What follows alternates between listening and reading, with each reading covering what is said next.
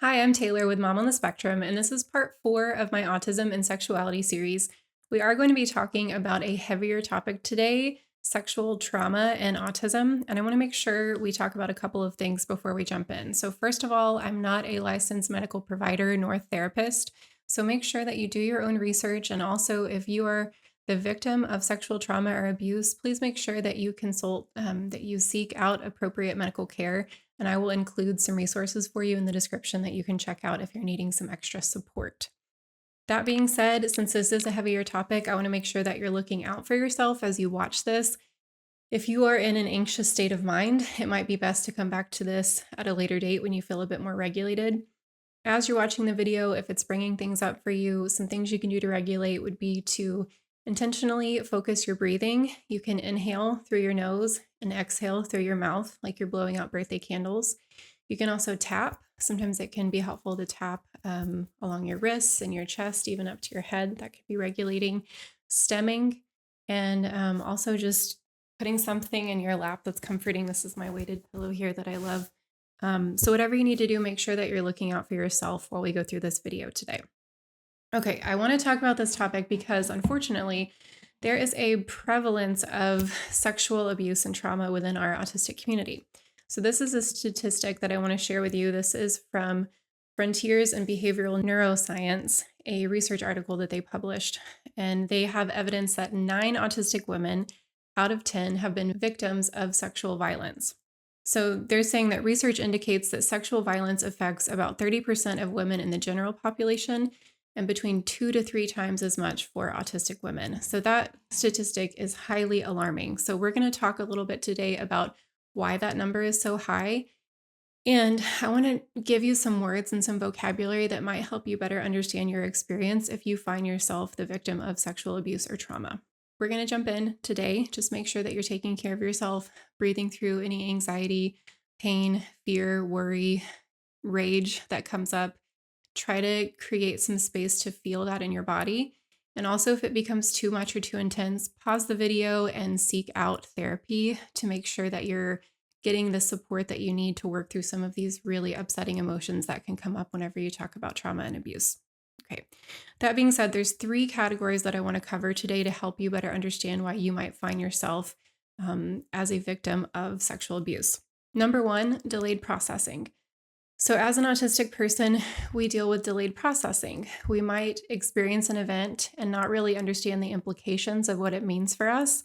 We might not understand the implications of what we've been asked, or even sometimes, people have said they'll respond in a way that doesn't really feel like what they wanted to say, and they don't really know how they feel about the situation until after they've left the situation and had time to process. So think about that within the context of a physical relationship. If something were to happen between you and a partner, even if you thought it was consensual, there can be a lot of overlap there and a lot of gray area there where maybe you thought you were okay with something, but after it happened and you had time to yourself to process, it really didn't feel okay. That can be kind of a scary place to be. So that delayed processing element can really create a lot of confusion around sexual experiences. The second area that I want to cover here is social confusion, and there are 4 subpoints within this category. So number 1, understanding expectations. This is a really big challenge for the autistic community. We frequently do not understand what is being expected of us unless it is explicitly spelled out. So if you find yourself with another person, whether you're in a relationship or not, you might be really confused about what they're expecting from you. They might start initiating something. You might be confused about what it is that they're seeking, or maybe you're wondering if you gave off the wrong vibe, and then you mix in that delayed processing element of, what do I do about this? What's actually happening? What's expected of me? What are my expectations in this situation? It can all get pretty confusing pretty quickly. The second element in this section is our naivete. I never know how to say that. Autistic people tend to be pretty naive, and I mean that in a respectful, empowering way. I think we tend to think the best of people. We tend to think that they're giving us their best. They're giving us their honesty, their truth. They're putting their best foot forward, because generally speaking, that's how autistic people show up in our relationships. We're bringing honesty, we're bringing bluntness, we're bringing straightforwardness. There's no games. What we say is what we mean. But because we can be naive, we might be in a relationship or talking with someone who is not giving us that same level of feedback and honesty. And we might think that they are much more well-intentioned than they actually are. The third thing within this category of social confusion is flirting. Flirting tends to be a pretty tricky skill for autistic people. It seems to be something that we have to study in order to master. It doesn't really come naturally. So it might be difficult to pick up on other people's flirting. It might be difficult to read those cues. And also, I've heard, I feel that like this for myself, and I've also heard other people within the community say this. A lot of times people think that I'm being really flirty, but really I'm just trying to practice all of my social cues of being engaging, making eye contact, seeming interested. I'm going through my checklist of trying to be engaged with the other person. And sometimes that comes across as flirtatious when I really don't intend it to be. So there can be a lot of misread cues there. And then the fourth thing within this category of social confusion is being around gaslighting. So I talk about this on my channel and other videos. Contrary to popular belief, autistic people are often highly empathetic, even empathic. We often feel what other people are feeling, sometimes before we even know what we are feeling for ourselves. And a lot of times that can attract manipulative personalities to us. A lot of times there are other personality types that need help feeling empathy, or they need a great deal of empathy because they've been through a lot. And so autistic people, again, there's a lot of generalizations here, are quick to offer that empathy and are quick to support other people who need it. Sometimes, often it's taken advantage of, and we can be easily manipulated or gaslit. Being gaslit means that somebody makes you doubt your own experience. So you might be thinking, no, I didn't ask for this, which, I don't, it's hard to know how much to say in an online video. I don't want to be too triggering, but a lot of times if there's unwanted sexual behavior, you can see how this would be an issue where you reflect back and you think, well, maybe I was asking for it. Maybe I was doing too much, being too flirty. Maybe you're being gaslit into thinking that's what happened, but trust your own experience. No, like really believe what that was like for you, and focus on your experience rather than what somebody else it would have you believe about what actually happened, because within your body the truth of that situation, and you can tell what it actually felt like, if you felt safe, if you felt like you had initiated something, or if you felt like something was happening against your will. Okay, so just know if you've experienced that gaslighting, you're not alone. There's so many people within this community who have experienced that, and there's help and support to help you work through that. And then the third component that I want to address here is sensory overwhelm.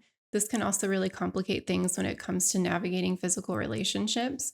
So our experience of our senses is quite different from the typical population, however you want to define that. But sometimes we crave sensory input. And so maybe somebody was with you when you really need a hug or a physical touch, and they offered it and it felt good, but things escalated or moved into a situation that you weren't ready for because you didn't know how to navigate it. So sometimes, this unwanted physical touch can start from something that you did want, and it keeps going, but you don't know where the line is. Which brings me to this second point of sometimes our body interprets intensity differently. So for example, like my kids sometimes, like, they'll barely be grazed, but that very slight boo-boo feels like a dagger wound to their skin, right? So something that's very small feels very, very big.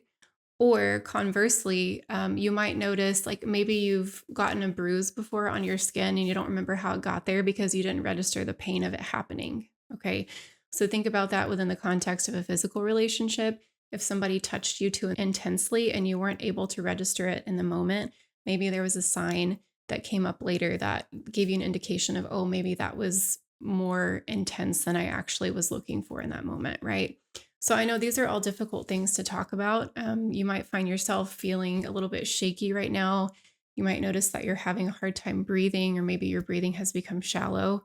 So what we'll do, if you would like to do this with me, we'll just take a couple of breaths together to kind of calm our nervous system and maybe become aware of any emotions that might be trying to speak to us right now. Okay, so if this is new to you, just maybe try to be open to a new experience here, and we'll see what happens. So sit up nice and straight. No need to be rigid about it, but just elongate your spine. I'm going to close my eyes, and we will inhale, exhale.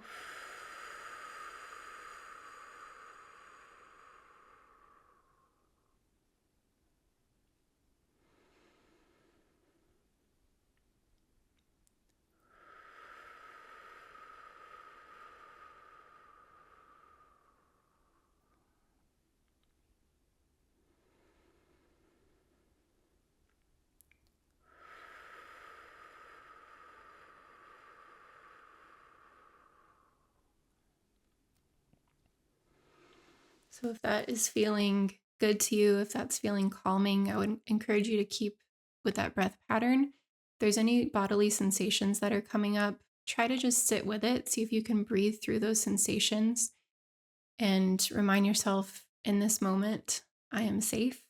Breathe through those uncomfortable sensations. Like I said at the beginning, if it gets really intense, please seek out a therapist who can help you work through these emotions, because especially if there's stuff you haven't worked through um, over the course of years and it's just built up, those emotions do get stored in our body, and you might need some extra support working through those things. One more thing I wanted to share about trauma while we wrap up here.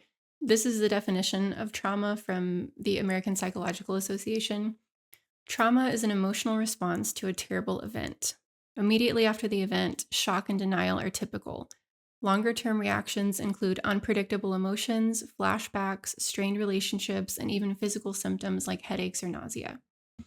So I share this because I know using that term trauma or abuse, it can feel so big, right? It can feel like, well, I don't want to call it that. Like maybe they didn't mean it, or maybe I'm misinterpreting it. But it can be really powerful to have that label, to have that term, to help you process the gravity of what happened. I mean, you're the one who experienced it, right? Something I heard on a podcast, I wish I could remember which podcast it was a long time ago, but they were talking about trauma. And the example they gave was awesome. They were talking about an earthquake. Okay, if you are in California and you've lived in California your whole life and there's a small earthquake, you might just not even register it, right? You might just go about making breakfast and everything's fine, and like, oh, you've experienced this before, no big deal. But if it's your first time visiting California and you experience an earthquake, you might feel like you're going to die. You might be worried that the house is going to collapse and that you're never going to see your family again, right? It can be a very different experience. So same earthquake, but two different experiences. So don't look to other people to see like, oh, well, they experienced that and they didn't call it trauma. Well, this is you. Okay, this is you experiencing the earthquake, not them. And if your body registered it differently, if your body registered it as a bigger threat than somebody else did, then that's important information, and that's okay. You're not being dramatic by calling something abuse or trauma if that's the way that it's manifesting in your body and that's the way that it's showing up for you today. If it is causing a significant amount of pain and distress to you in your life, then it is definitely worth addressing and worth giving your time and attention and care to. As we close up this video today, I just want to let you know, if something has happened to you against your will physically, it's not your fault. I know that might be so hard to accept, but please, I'm extending this desire to you. Please do the best you can to give yourself grace, forgive yourself, just for the pain that this has been in your life. Forgive yourself for holding anything against yourself that was out of your control. It's not your fault. And there is healing, there is hope on the other side of this. And I hope that you'll utilize some of the resources in the description to help you. Also, reach out in the comments if you'd like to share anything about your experience according to your level of comfort. Please don't put anything on the internet that you don't want there. But I think you'll find typically within this community that there are a lot of shared experiences in the comments that will help you feel less alone. So thank you for watching. Be kind to yourself, and I will see you in the next video. Bye.